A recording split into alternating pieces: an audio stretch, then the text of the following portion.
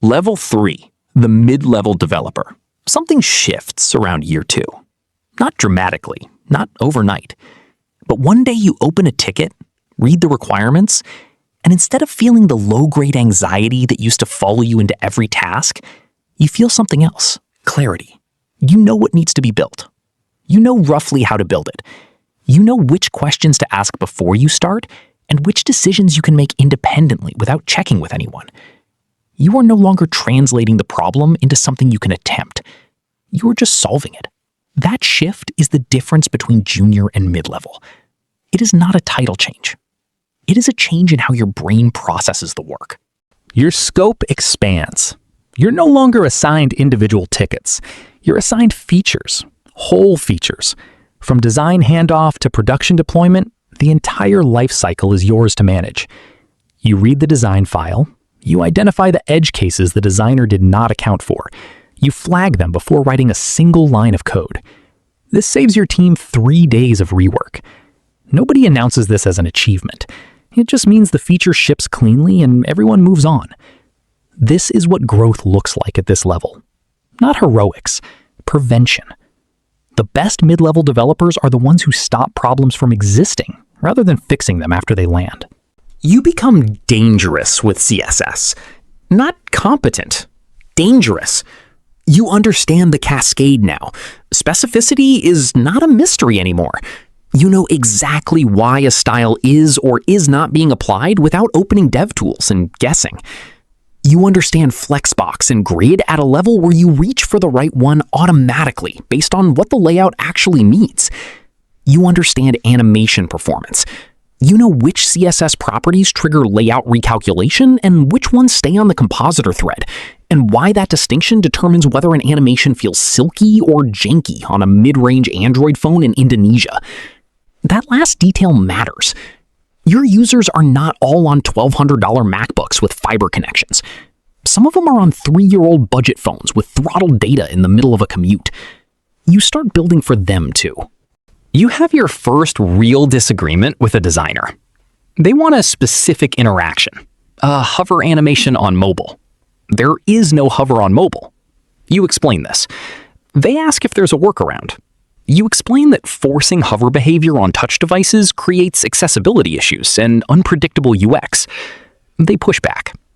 You hold the position, calmly, with evidence, with an alternative solution that achieves the same visual goal without the technical and accessibility problems.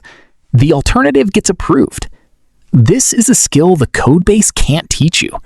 Knowing your domain well enough to advocate for the user when design and engineering are in tension. Doing it without making anyone feel attacked. Finding the path where the product gets better and the relationship stays intact. This skill will matter more as you climb. You discover performance, not as a concept, as an obsession. You run your first lighthouse audit on a production site and the score comes back at 43. 43. You feel it personally. You spend 2 weeks optimizing. Image compression, lazy loading, code splitting, removing unused JavaScript, deferring non-critical CSS, implementing proper caching headers. The score goes to 91. Page load time drops from 4.8 seconds to 1.3 seconds. Conversion rate on the page increases 23% within a month. You did not ship a single new feature. You made what already existed dramatically better. And the business felt it in revenue. This is the moment you understand that front-end performance is not a technical nicety. It is a business outcome. And developers who understand business outcomes get listened to differently than developers who only understand code. You mentor a junior developer for the first time. Someone joins the team with 6 months of experience and is assigned to work alongside you. You remember exactly what it felt like to open a production code base for the first time.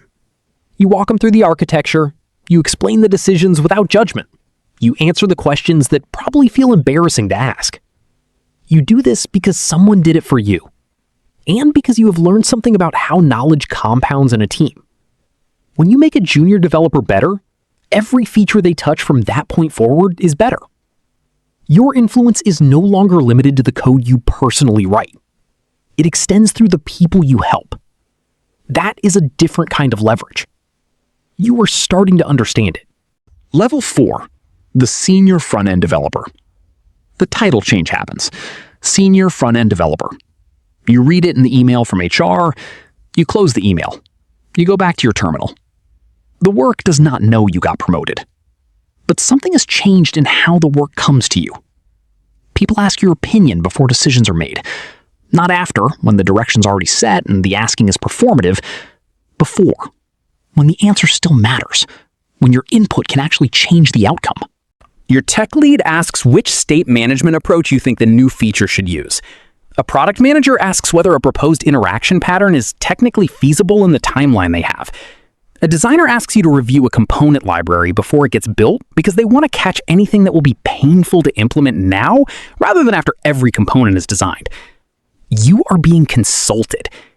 That's new. It requires something you didn't need at junior or mid-level. Opinions. Grounded, defensible, clearly communicated technical opinions. Not preferences. Opinions backed by reasoning, trade-offs understood, alternatives considered. You start developing them deliberately. You own your first major technical decision. The team needs to migrate from an aging CSS architecture to a modern component-based styling system. The existing system is a 10,000-line style sheet with specificity wars that have been escalating since 2020. Every new feature requires more aggressive overrides. The technical debt is compounding faster than the product. You propose the migration strategy. You document it. The phases, the risks, the rollback plan, the timeline, the impact on existing features. You present it to engineering leadership. They approve it. You lead the migration over 4 months. It is harder than you projected. There are legacy components nobody documented. There are edge cases that only appear in certain user account configurations. There are 2 weeks in the middle of the migration where the codebase is in a half-migrated state that makes everyone slightly uncomfortable. You hold the timeline together, not by working longer hours, by communicating clearly, by unblocking team members before they have to ask, by making the small decisions quickly so the big decisions stay clear. The migration completes. The new system is cleaner, faster, and significantly easier to extend. 3 months later, a junior developer thanks you because they could finally add a new component without fighting the style sheet. You did not write that component, but your architecture made it possible. That is what senior level impact looks like. You start seeing the entire product instead of just your part of it. You sit in a roadmap meeting and listen to a feature being planned. You say nothing for the first 20 minutes. Then you raise your hand and point out that the proposed feature interacts with an existing edge case in the authentication flow that will cause a silent failure for users on certain enterprise SSO configurations. The room goes quiet. The product manager asks how you knew that. You say, I was the one who built that authentication flow 18 months ago. The feature gets redesigned before a single line of new code is written. This is institutional knowledge. The kind that only comes from staying somewhere long enough to understand how the pieces interact. The kind that makes a senior developer worth 10 times their salary in prevented mistakes. You face your first real architectural mistake. You recommended a third-party component library for a design system rebuild. 6 months later, the library releases a major version with breaking changes. Migrating would take 3 weeks of engineering time. Not migrating means falling behind on security patches. Both options are bad. The team has to choose the least bad one. You own it in the retrospective. You do not deflect. You do not over-explain. You say, I underweighted the long-term maintenance risk of external dependencies. Here is how I'm thinking about vendor selection differently going forward. Then you present the updated evaluation framework you built for assessing third-party libraries. Your manager uses that framework in the next 3 vendor evaluations. The mistake became infrastructure. That's how senior engineers metabolize failure. You interview candidates for the first time. You sit on the other side of the table. You ask the question you were once asked, not about centering a div, about trade-offs. You show them a piece of code and ask, what would you change and why? The ones who only see syntax errors do not get the role. the ones who see performance implications, accessibility issues, and maintainability concerns, and can articulate the trade-offs between fixing all three simultaneously versus prioritizing one. Those are the ones you want in the room. Because that is what the job actually is. Not writing code. Making decisions about code under constraints of time, budget, user needs, and team capacity. Every day. The interview is just a compressed version of a Tuesday. You are 31 years old. Your total compensation this year is $145,000 in a mid-tier market. More in London. Significantly more in New York or San Francisco if you navigated the cost of living math well enough to make it worthwhile. You have been doing this for 7 years. You are good. Genuinely, measurably, defensibly good at this. And you are standing at a fork. One path leads to management. Engineering manager, team lead, the people side of software. One-on-ones, performance reviews, roadmap planning, hiring, organizational design. Less code, more humans. The other path leads deeper into craft. Staff engineer, principal engineer, the technical side taken to its furthest expression. More complexity, more influence, more responsibility for decisions that shape systems other engineers build within. Neither path is better. They are different jobs that require different things from you. And the choice you make at this fork will define the next decade of your career. Level 5 Staff Frontend Engineer.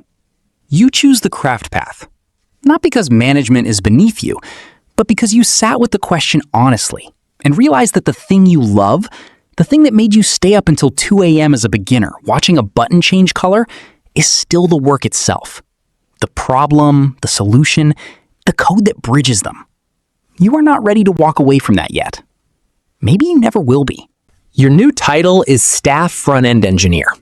The job description, if one exists, is vague in ways that would have frustrated you at junior level. Now you understand why. The job is not a fixed set of responsibilities. The job is find the most important technical problem the front-end organization has right now and make it significantly less bad. That problem changes every quarter. Your ability to identify it without being told is the entire point of the role. You stop being assigned to a single team. You move across teams. You sit in their planning sessions. You read their technical documentation. You understand their constraints, their legacy decisions, their accumulated debt. You are looking for patterns, the places where 5 different teams are all solving the same problem 5 different ways. The places where a foundational decision made 3 years ago is now quietly costing every team 2 days of work per sprint. The places where nobody has complained loudly enough yet, but the structure itself is producing friction that compounds daily. You find them because you know what to look for now, and you know what to do when you find them. You propose a unified component library, not a suggestion, a proposal. 40 pages of documentation covering the current state, the cost of fragmentation, the proposed architecture, the migration path, the governance model, the success metrics. You present it to the VP of engineering.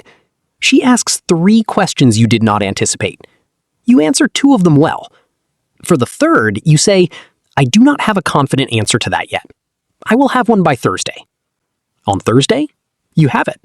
The proposal is approved. You lead a working group of 8 engineers across 4 teams to build and implement it over 6 months. You write almost none of the code yourself. You make the decisions that let other people write good code. You review the architecture at critical junctures. You resolve the disagreements that would otherwise stall progress for weeks. You communicate upward when timelines shift, and why and what it means. You are no longer a coder who communicates. You are a technical leader who codes when it matters most. You have a conversation that changes how you think about the entire front-end discipline. A back-end engineer, brilliant and well-intentioned, proposes a new API design. The design is clean from a back-end perspective. From a front-end perspective, it will require every consuming interface to do complex client-side transformations on data that could have been shaped correctly at the source. Multiplied across 20 front-end surfaces, this is months of unnecessary complexity introduced permanently into the codebase. You catch it in the design review. You explain the front-end cost in terms the back-end engineer and the engineering manager both understand. Not front-end jargon. Business impact, developer hours, maintenance burden, user-facing performance implications. The API gets redesigned. This is something that does not appear in any front-end developer job description. The ability to represent the front-end's needs in rooms where the front-end is not naturally centered, to translate between disciplines. To prevent decisions made upstream from becoming problems experienced downstream by users who will never know your name. You're doing this constantly now, quietly, without credit, because the credit is not the point. The product working correctly for the people using it is the point. You speak at a conference for the first time, a mid-sized front-end conference, 400 people in the audience. You talk about component architecture at scale. The mistakes you made, the framework you built from those mistakes, the specific decisions you wish someone had explained to you at mid-level. After the talk, 11 people approach you with questions. 3 of them are junior developers. They ask questions that remind you precisely of the questions you asked in year 2. You answer every one. Not because you have time, because you remember what it felt like to not have access to someone who had already solved the problem you were stuck on. And you made a quiet decision a long time ago that you would not be that unavailability for anyone you could reach. Level 6, Principal Frontend Engineer. There are very few of these roles. At most companies, the principal level is not a destination on a defined ladder. It is a recognition. A moment when the organization looks at what you've been doing and realizes there is no existing title that accurately describes it. So they create one, or they promote you into one that previously had no occupant. You are 38 years old. You've been building for the web for 15 years. The web has changed completely at least 4 times in that period. The browsers have changed. The frameworks have changed. The tooling has changed. The devices have changed. The users have changed. The performance expectations have changed. The accessibility standards have changed. The security landscape has changed. You have changed with all of it. Not reluctantly, not by forcing yourself to keep up, because the curiosity that made you stay up watching a button change color at 19 never left. It just found more complex things to be curious about. Your decisions now have an organizational half-life measured in years.